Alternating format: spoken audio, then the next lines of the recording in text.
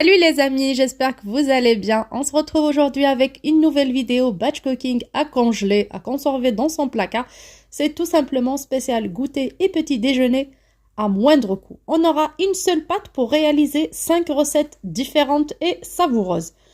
On utilisera la recette classique du gâteau au yaourt. Pour chaque gâteau, j'utilise 3 œufs. Et là, j'ai 3 gâteaux, donc je fais 3 portions, comme ça 3 fois 3. Ce qui nous fera 9 œufs. Et comme mes œufs sont un peu petits, j'utiliserai directement la plaque de 10.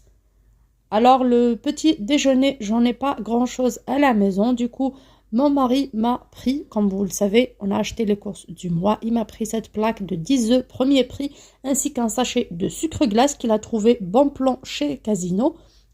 Donc c'est Casino Le Rove. Le sucre glace était vraiment beaucoup moins cher quand on prend un sac de 3 kilos. Je viens de découvrir ce format. J'ai des yaourts date courte, ce sont les 2 derniers yaourts pour le mois.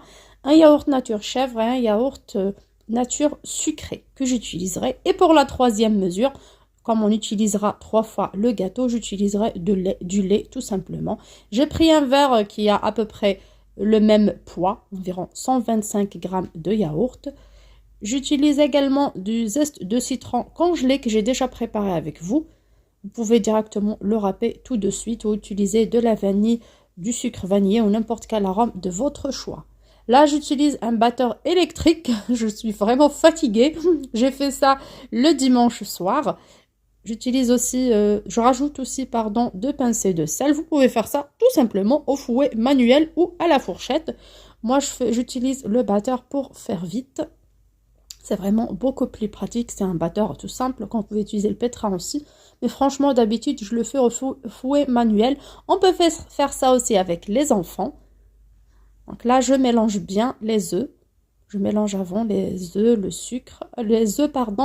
le zeste de citron avant de rajouter mon sucre. Alors, pour le sucre, on met toujours du sucre cristallisé. Alors, 3 verres ou 3 pots de yaourt, pareil. Là, on vient de découvrir ce format de 3 kg à 6,60 €, ce qui fait 2,20 € le kilo, alors qu'on achète à 1,80 € le paquet de 500 grammes. Donc, c'est vraiment beaucoup plus intéressant. Il l'a pris chez Casino. Et pour le sucre cristallisé, il y a une belle formule 5 kg moins cher chez Leclerc, que j'ai vu la dernière fois. Je vous l'ai montré normalement, marque EcoPlus. Là, je rajoute mes 3 verres de sucre glace juste parce qu'il l'a acheté. Pourquoi gaspiller mon sucre cristallisé tant qu'il a acheté ça? Ben, je vais l'utiliser tout simplement. On aura le même résultat, ne vous inquiétez pas. Là, je mélange bien. Bien sûr, je ne vais pas faire monter mes œufs ni quoi que ce soit. Juste dès que j'aurai un mélange homogène, je m'arrêterai de mélanger. Donc pour ce meal prep ou ce batch cooking spécial petit déjeuner et goûter, vous pouvez faire une seule recette avec toute cette quantité, 2, 3. Moi, j'en ai fait 5 pour satisfaire tous les goûts et pour qu'ils ne s'en lassent pas de manger la même chose à chaque fois. Pareil, les derniers batch cooking que j'ai mis sur ma chaîne, on a préparé pas mal de gâteaux à chaque fois au chocolat. Il me reste pas beaucoup, à peine 50 g de cacao dans ma réserve, dans mon placard de cuisine. Du coup, au lieu d'aller racheter du cacao, je me suis penchée vers d'autres recettes cette semaine afin de terminer avec ce que j'ai à la maison, afin de vraiment respecter mon budget. Les œufs, c'était vraiment exceptionnel parce qu'ils ont mangé pas mal d'œufs. Il me reste 5 ou 6, je pense, à la maison. Je voulais faire avec. Il m'a dit non, attends, stop. Tu les fais cuire dans l'eau, des pommes de terre et tout, une bonne salade et on va à la plage le week-end. C'était par rapport à ça. Alors, il m'a repris des œufs. Pour l'huile, j'en ai 3 verres, pareil. Hein. Des verres, on utilise le pot de yaourt ou le verre, c'est pareil. 3. Alors, le dernier verre n'était pas trop plein. Hein. Il manquait quand même un petit peu, mais c'était pas grave parce que la bouteille que j'ai ramenée pour la semaine, que j'ai utilisée pour la semaine, était finie. Je vais pas ouvrir une autre. On est petit budget, les filles, n'oubliez pas.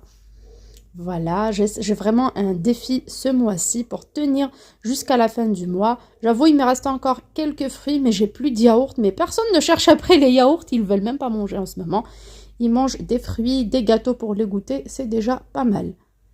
En plus, je vais faire à la fin un dessert, vraiment petit budget que je vous montrerai à la fin de la vidéo. Ça remplacera pas mal les desserts, ça peut tenir 3 ou 4 jours facilement. Là, une fois bien mélangé, je rajoute mes yaourts. Alors là, yaourt nature chèvre, même si ça sent un peu fort, mais on va même pas le sentir. Donc, peu importe le yaourt que vous avez à la maison, vous pouvez l'utiliser. Là, le deuxième, nature sucrée.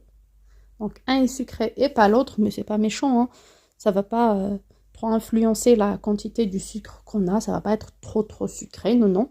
Au contraire, c'est pas grand-chose, il n'est pas trop sucré. Et pour le troisième, comme j'ai plus de yaourt, j'utilise tout simplement du lait, comme on peut ne pas utiliser. Alors, le liquide, plus on a de liquide, donc huile, lait, yaourt, plus on a ce genre de liquide, plus on utilisera de la farine et plus on aura plus de gâteaux. Donc, il est important de mettre les 3 doses pour avoir un maximum de gâteaux. Et c'est le but, tenir un maximum de jours pour le petit-déj et le goûter. Sachant que la quantité que je prépare aujourd'hui peut tenir jusqu'à la fin du mois facilement. Je ne pense pas que je vais refaire, tout simplement parce que le matin, ils mangent beaucoup moins que les autres enfants. Alors là, j'ai 2 cuillères à café d'extrait de vanille. C'est pas tout le monde qui connaît l'extrait de vanille comme ça en blanc. On connaît le sucre vanillé, la gousse de vanille. Mais bon, ça existe. Parfois, ça vient de Turquie, ça vient de je ne sais où. Peu importe, l'essentiel, on retrouve ça un peu partout dans les magasins exotiques. Moi, j'aime bien. Je mélange bien, mais c'est facultatif. On peut rester sur du sucre vanillé classique. Alors, j'ai mis 10 œufs, ce qui nous fait 5 sachets de levure chimique 11 grammes. Là, j'ai les 5 que j'utiliserai tout simplement parce que c'est la moitié de la quantité des œufs. 10 œufs, 5 paquets. 8 œufs, 4 paquets. 6 œufs, 3 paquets. Alors, j'ai envoyé ma fille au garde-manger en bas pour chercher la levure, comme j'avais plus à la maison, de mon stock alimentaire. Elle me l'a ramenée. C'est celle que j'ai achetée récemment chez Intermarché pendant les promos. Alors que celle que j'avais avant, elle est un peu... comment dirais-je, elle a des petits morceaux à l'intérieur, donc il faut la passer dans la passoire. Là, pour la farine, j'ai la type 550. Généralement, j'utilise la T45. J'ai que ça, la farine ménagère, il n'y a aucun problème.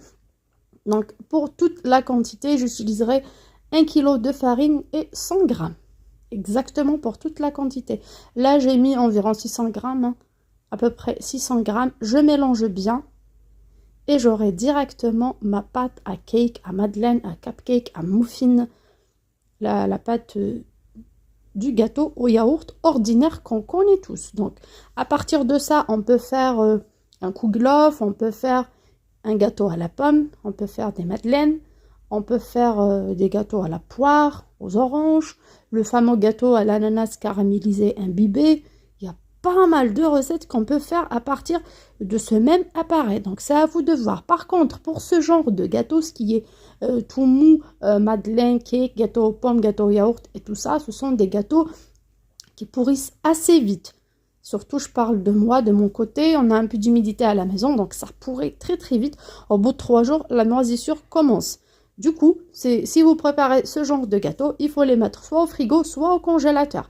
Voyez la texture de la pâte. C'est pour cela, quand je prépare une grosse quantité, je fais pas que ça, je fais aussi des gâteaux secs. À partir de cette pâte-là, comme ça, j'aurai des trucs à conserver dans mon garde-manger facilement, dans ma cuisine, dans mon placard.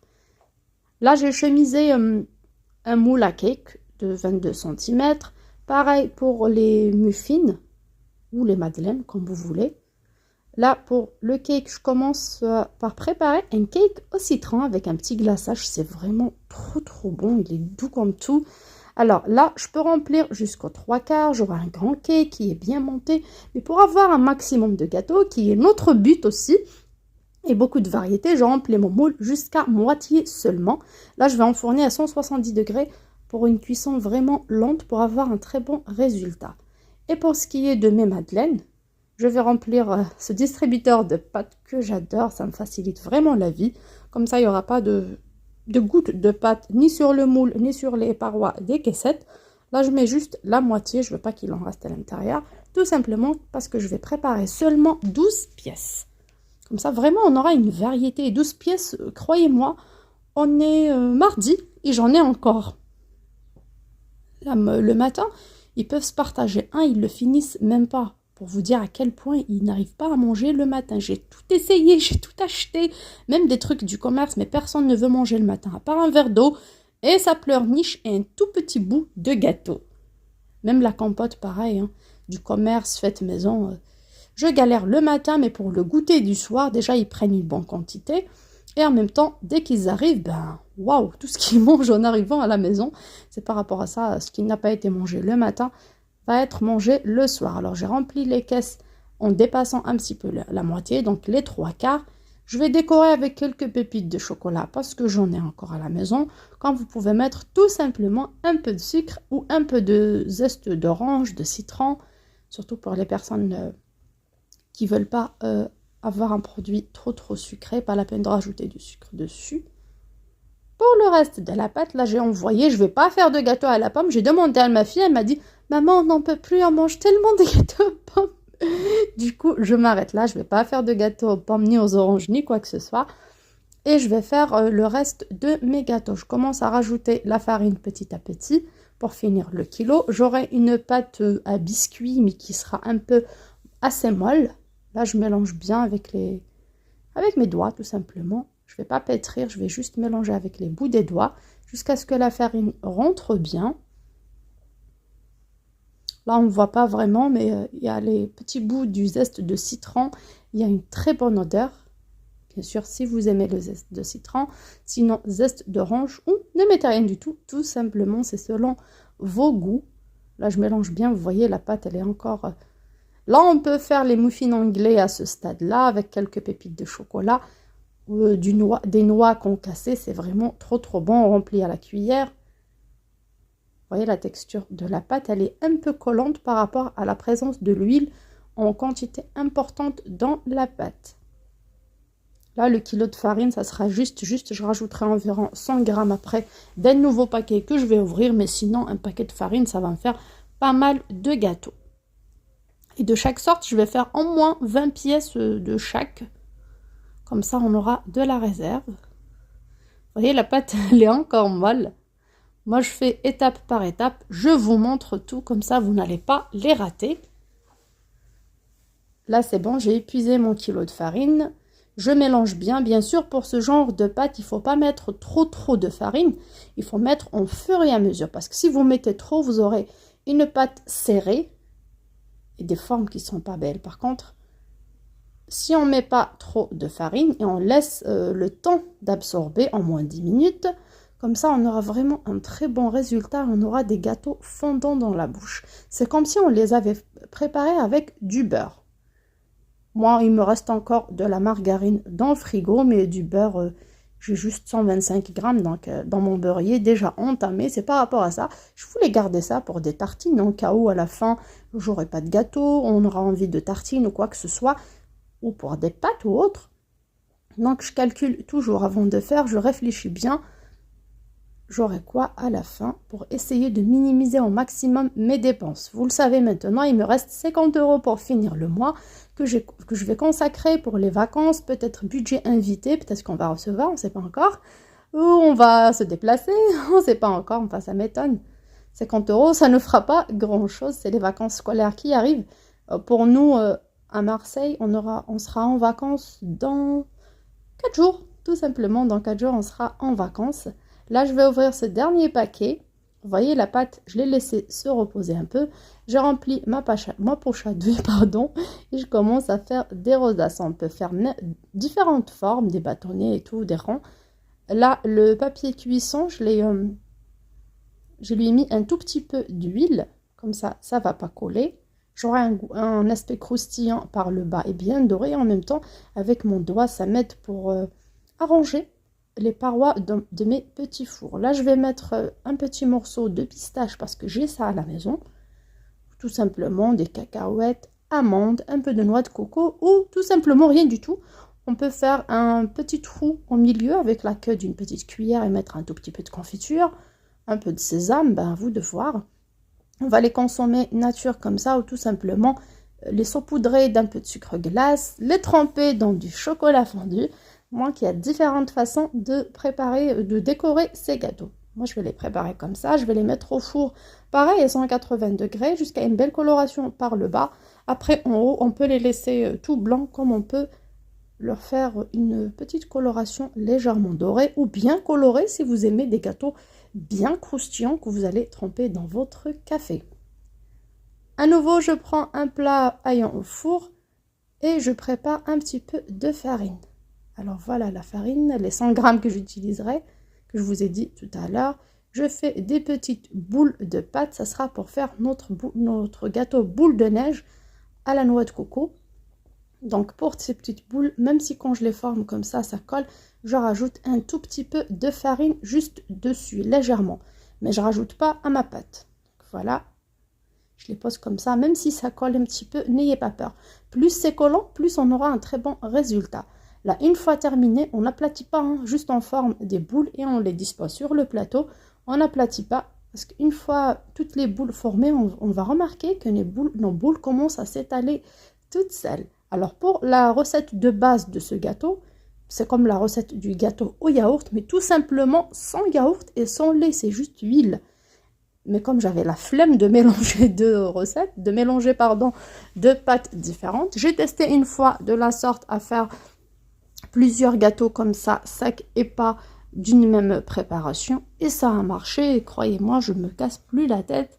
Alors, j'ai 20 pièces pareilles, je les mets au four, tout simplement à 180 degrés, comme la cuisson précédente. Une fois ces gâteaux cuits directement, soit je les plonge dans de la confiture, du miel ou ce que vous voulez, ou tout simplement je laisse refroidir et à la fin pour décorer mes gâteaux, je vais préchauffer ma confiture. Il faut que l'un soit chaud et l'autre froid. Pour le reste de la pâte, je peux la partager encore en deux et faire deux gâteaux différents. Mais franchement, pourquoi se prendre la tête parfois si on sait que dans notre famille, on aime tel ou tel gâteau, donc même si on fait en grande quantité, c'est pas méchant, hein. Là, je prends une première boule, j'ai partagé en deux, mais ça sera le même modèle. C'est ça que je voulais dire. On va pas faire deux modèles différents. Là, je vais bien fermer mon boudin, je vais former un boudin et le mettre sur un plateau, soit huilé ou tout simplement beurré ou couvert de papier cuisson. On peut faire un boudin trop lent mais qui soit pas trop lâche, comme vous voyez sur la photo, comme on peut faire un boudin beaucoup plus gros mais qui soit un peu court. Là, j'en ai deux et je commence à préchauffer ma confiture. Comme vous voyez, c'est une confiture avec de gros morceaux ou des moitiés d'abricots, une confiture faite maison l'été dernier. Soit on mixe, ou soit tout simplement on prend que le jus. Alors, j'ai fait une préparation salée hier et j'ai conservé le reste de mon jaune d'œuf bien fermé dans le frigo. Là, je le fais sortir tout simplement. C'est du jaune d'œuf mélangé avec un petit peu de vinaigre blanc. Et je vais badigeonner mes deux boudins de pâte avant de les mettre au four. Pareil pour une cuisson à 180 degrés. Alors, pour les personnes qui n'ont pas eu la chance de faire une préparation salée la veille, il n'y a pas de jaune d'œuf qui traîne dans leur frigo. Tout simplement, quand vous cassez les œufs, récupérez un jaune d'œuf. Comme ça, vous n'aurez pas un blanc d'œuf qui traîne à la fin, qui traîne et on n'aura pas l'utilité. Vous pouvez également rajouter à votre jaune d'œuf un peu de Nescafé, un peu de lait, peu importe. Moi, depuis que j'ai testé le vinaigre blanc, franchement, j'adore. J'adore les résultats. Il n'y a pas cette odeur de jaune d'œuf. Et j'ai une très belle coloration sur les brioches, le pain viennois et tout type de gâteau qui nécessite une dorure. Et même pour toutes mes viennoiseries. Là, bien sûr, je couvre bien, je badigeonne très bien. J'évite de faire coller sur les côtés. Et vous décorez ça avec une fourchette. On peut saupoudrer d'amandes effilées, de pépites de chocolat, de noix de coco, de sucre cristallisé. Mais moi, je laisse nature. Comme notre but, c'est petit budget, donc je laisse nature. J'ai pas mal de trucs, pas mal de produits pour faire des gâteaux. Par contre, j'essaye de faire des gâteaux simples, des gâteaux où j'utilise pas toutes mes réserves. Comme ça, il y aura pour une prochaine fois, en cas où il y a des imprévus ou quoi que ce soit. On ne sait pas, vous savez, on ne sait pas à quoi nous attendre. Avant-hier, on a eu l'évier de cuisine qui était bouché, gros problème. Alors, j'étais en pleine panique. Et bien sûr, le plombier est débarqué chez nous pour une valeur de 200 €. Et oui, on ne s'attend pas. Par rapport à ça, je vous dis toujours, essayez de tenir avec votre budget au maximum. Ayez un maximum d'argent de côté. On ne sait pas ce qui nous attend. Alors, ma fille a fait pas mal d'allers-retours en bas, me chercher des trucs. Et bien sûr, elle débarque avec ça. Elle me dit, mais maman, du flan pâtissier, j'adore, je veux tellement manger, s'il te plaît, s'il te plaît. Allez, c'est un produit qui coûte moins d'1 €. Premier prix, je l'ai acheté, ça fait quand même un bon moment. Ça nécessite 1,5 litre de lait. Je sais, ce n'est pas petit budget, 1,5 litre de lait. mais on va tester autrement. Alors, dans une casserole ou marmite, je mets 1,5 litre d'eau et non pas de lait. Je verse le contenu de mon sachet, je mélange bien à l'aide d'un fouet manuel et on va porter à ébullition. Bien sûr, il ne faut pas cesser de mélanger jusqu'à ébullition. On laisse bouillir en moins 2 à 3 minutes. Là, pour le côté croustillant, je mets quand même un demi-verre de lait, environ 100 ml, seulement au lieu d'1,5 litre. Il me reste 4 litres pour finir le mois. C'est vrai que j'utilise que pour des préparations. On ne boit pas tant de lait chez nous, mais peu importe. Si on peut faire des économies par ici, par là, ce n'est pas mal. Pour mon gâteau au citron, vous voyez, j'ai eu un très joli cake bien coloré qui ne colle pas. Par contre, il n'est pas trop haut, mais ce n'est pas le but. Le but, c'est d'avoir un maximum de gâteau. Il est doux comme tout. Croyez-moi, je l'adore. Je le fais une fois par hasard, oui, mais il est vraiment mou. C'est comme une génoise. Il est trop bon. Et que je vais décorer avec un glaçage citron par la suite. Là, mes petits fours aux petites pistaches sont cuits. Comme vous voyez, ils sont vraiment trop mous à l'intérieur. Ils sont croustillants. On va les laisser refroidir et les saupoudrer tout simplement d'un peu de sucre glace, comme on peut les laisser nature. Bien sûr, la pistache était juste facultative, on peut ne rien mettre. Voilà, je saupoudre bien. J'ai fait de chaque gâteau environ 20 pièces. Enfin, celui-là et le prochain, les boules de neige, 20 pièces. Le dernier, pareil. Le flan, on aura pas mal, au moins pour 3 ou 4 jours de dessert, comme les enfants ne mangent pas beaucoup. Là, dans mon presse agrumes, je mets 3 belles cuillères à soupe de sucre glace. Aussi, économiser la vaisselle. Parce que si on fait toutes ces préparations, on se retrouve à la fin avec pas mal de vaisselle à laver. On sera découragé, fatigué. On va se dire, ah non, je ne refais plus. Alors que non. Là, c'est une très belle petite technique de Lily pour économiser. Je ne vais pas ramener encore un autre bol, un autre truc, un autre récipient pour mélanger. Je presse directement mon citron sur mon sucre glace qui est en bas et le tour est joué. Là, je presse bien. Ce n'est qu'un citron, on n'est pas obligé de faire sortir son mixeur et autres, ou son presse-jus électrique, tout simplement à la main. Et voilà, bien sûr, en bas, on verra si c'est trop épais, on rajoutera un tout petit peu d'eau. Si c'est liquide, on rajoutera un petit peu de sucre glace, tout simplement. Attention aux pépins. Là, je commence à mélanger avec une petite cuillère ou une petite fourchette. Là, vous voyez, déjà, c'est un peu liquide. Mon citron était bien juteux, bien mûr. Donc là, c'est pas méchant. Je vais rajouter une cuillère à soupe ou 2 de sucre glace et je mélange petit à petit pour avoir une consistance un peu plus costaud que celle-ci. Bien sûr, qui est un peu plus blanchâtre. Là, c'est un peu jaune par rapport à la quantité de jus de citron. Là, je rajoute un petit peu de sucre glace directement. Je profite de ce beau sac de sucre glace de 3 kilos.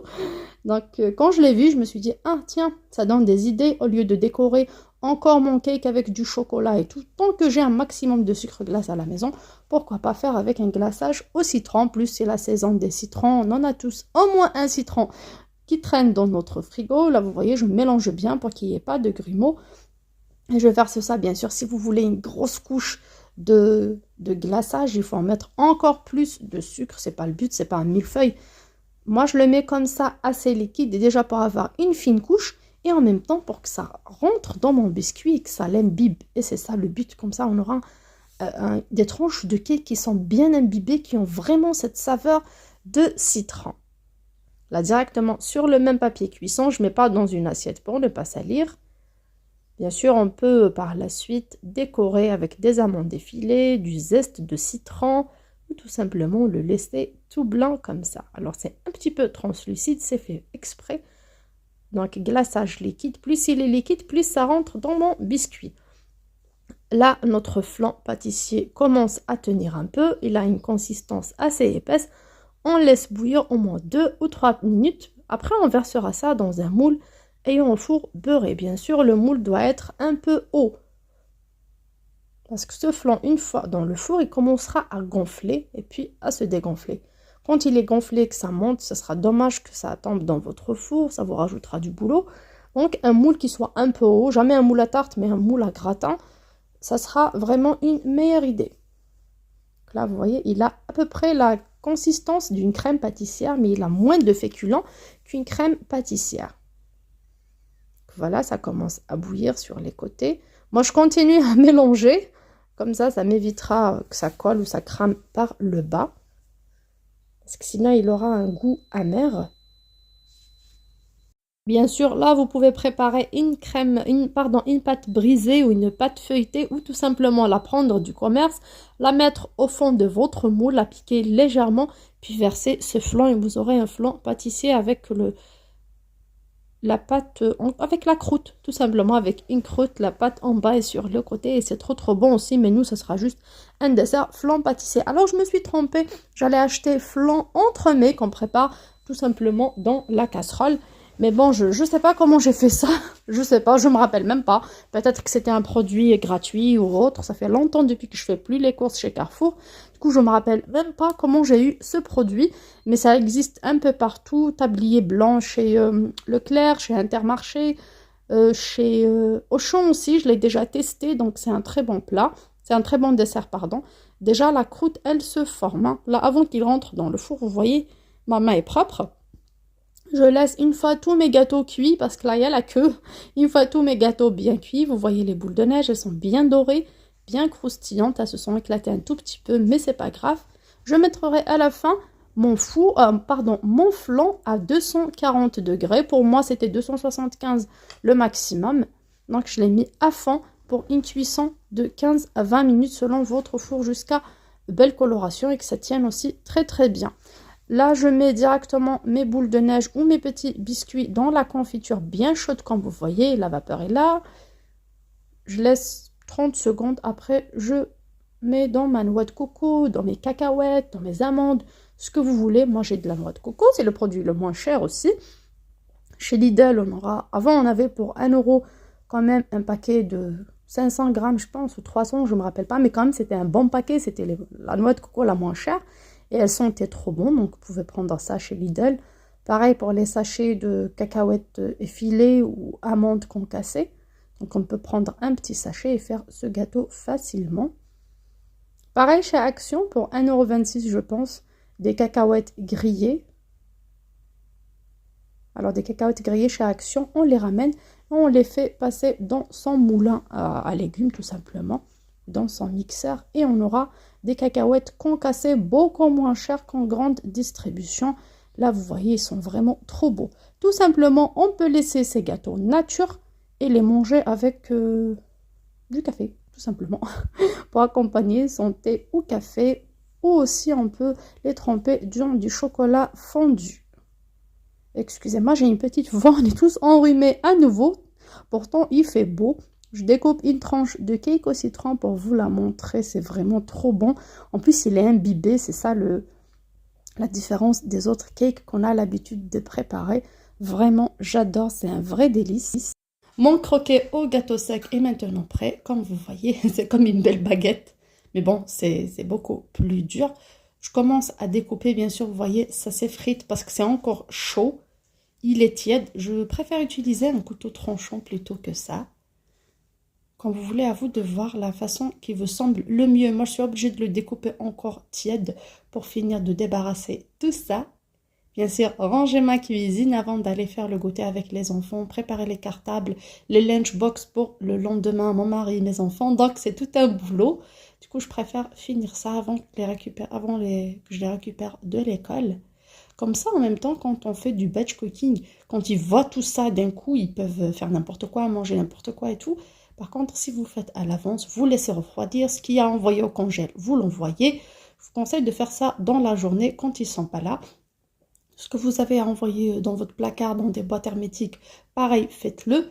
Là, c'est prêt, on peut le consommer comme ça. Généralement, c'est ce que je fais. C'est un peu mou à l'intérieur et c'est trop bon. Par contre, si vous voulez un gâteau beaucoup plus croustillant à tremper dans le café, vous pouvez les mettre comme ça et les mettre à dorer un tout petit peu des deux côtés dans le four. Maintenant, tous nos gâteaux sont prêts. Comme vous voyez, on a 6 recettes à base de peu d'ingrédients d'une seule base. C'est vraiment magnifique, regardez. Ils sont vraiment sponge, on dirait une belle génoise. Mes enfants les ont adorés. Ils sont arrivés avant, oui, c'est ça. Ils sont arrivés avant. Il y a 2 qui sont déjà partis. Donc, il me reste 10 comme on n'a fait que 12. Mais la prochaine fois, je ferai beaucoup plus. Mon cake au citron bien imbibé, il est trop bon. Il est mou. Celui-là, je préfère le garder dans le frigo ou tout simplement une partie tranchée dans le congèle. Pour les gâteaux secs, vous voyez les boules de neige à la noix de coco, les petits gâteaux secs au sucre glace et à la petite pistache qui est facultative. Pareil, tout ça, on peut les mettre dans une boîte hermétique et laisser dans notre placard jusqu'à 1 mois, 2 mois. Rien ne lui arrivera, bien au contraire. C'est un gâteau qui tient beaucoup plus longtemps qu'on le pense. Pour le croquet, c'est pareil. C'est un gâteau que j'ai fait dorer légèrement. Après, je me suis dit, allez, ça vaut pas le coup de rester encore 10 minutes devant ce four. Allez, il faut que je range, que je fasse ma vaisselle. Essayez au maximum de faire comme ça des recettes qu'on mélange dans un seul grand récipient, une seule base, pas trop de prise de tête, pas trop de vaisselle par la suite. Comme ça, vous allez adorer le batch cooking. Mais si vous mettez à faire différentes recettes qui ne se ressemblent pas, différentes bassines, vous voyez, tout ça, ça vous décourage à la fin. Pour mon flan, il n'est pas tout coloré, tout noir à la surface, tout simplement parce qu'il n'y a pas assez de lait. Donc, j'ai utilisé de l'eau, mais ça reste du flan à la vanille. C'est vraiment trop bon. Même s'il n'est pas tout coloré, mais c'est pas méchant. Il est prêt, il tient. À partir de 10-12 minutes au four déjà, il est prêt. Il forme sa croûte et c'est bon. On le laisse refroidir. Après, on le conserve dans le frigo pendant 2 heures avant dégustation. Pour nous, ça peut y aller entre 2 à 3 jours de dessert. Je vous ai dit que j'ai plus de yaourt, mais j'aurai ce flan à la place. J'aurai aussi le cake au citron. Donc, c'est vraiment trop bon pour le reste de toute la semaine, voire début de semaine prochaine. Et pour les autres gâteaux, quand même, ça va tenir pour nous plus de 10 jours, à part les muffins qui vont partir aussi vite. Le reste, les gâteaux secs, c'est petit à petit, comme ils ne mangent pas beaucoup, comme je vous ai dit. Pour les boîtes à goûter, une boule de neige, un petit fruit, pomme, orange ou autre. Parfois tartine Nutella, comme je fais du pain demi-maison aussi. Ou des pains burgers qui farcissent à l'intérieur avec soit du fromage à l'ail ou tout simplement Nutella. Donc, on n'est pas obligé d'avoir que du sucré tous les jours dans les lunchbox. Ça varie, parfois du salé, parfois ils veulent rien, que des fruits. Parfois, si je suis en panne, j'ai dans mon garde-manger quelques gâteaux du commerce. Donc, je passe ça quand j'arrive pas à faire. Sur ce, j'espère que cette vidéo vous aura plu. Désolée, elle est un peu longue, mais il y a tellement de détails, tellement de petites astuces pour réussir toutes ces belles petites choses. Bien sûr, la quantité, là, elle est juste moyenne à la portée de tout le monde. Je vous fais de gros bisous. Je vous dis à très bientôt sur